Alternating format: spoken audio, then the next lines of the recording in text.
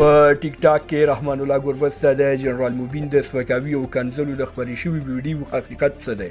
په ټیک ټاک کې د جنرال موبین یو لنډ ویډیو کلیپ د رحمان الله ګربز له یو انځور سره یو ځل لاس کیږي چې ګواکې جنرال موبین ملي اتل رحمان الله ګربز ته سپکاوی کړی دی او هغه یې ښکنځلی دی. دا کار وروسته له هغې شوی چې ګربز په ویسټ انډیز کې د دې هېواد له یوې سپین پوستې پېغلې سره په غېږ نیولو ستړي مشي کوي، نو جنرال موبین ورته کنځلې کړي دي.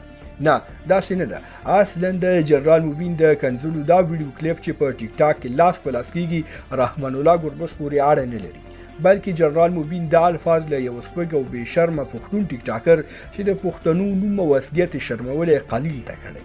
قلیل به شاید تاسو هرومرو پیژنئ، خو زه یې پوره نوم نه اخلم ځکه چې د یو دروند او متدین ولایت نوم یې خپل تخلص ټاکلی او د دې ولایت نوم د قلیل له نوم سره اخیستل بې ادبي او د دې ولایت عظمت ته سپکاوی ګڼم. په هر حال د ګربز یو عکس چې له یو لایف کلیپ اخیستل شوی کوم بې نومه او بې پښتو کس د جنرال صاحب موبین له لایف کلیپ سره یوځای کړی او داسې ښکاري چې دواړو خپلو کې لایف کړی. دې بې پښتو انسان هڅه کړې چې جنرال صاحب موبین ملامت او ګربز سپک ښکاره کړي، خو زما مسؤلیت دا و چې تاسې باید د داسې شریرو خلکو له اصلیت خبر کړم.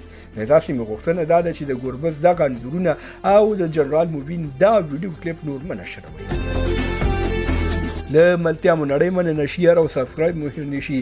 تر بیا ښې چارې.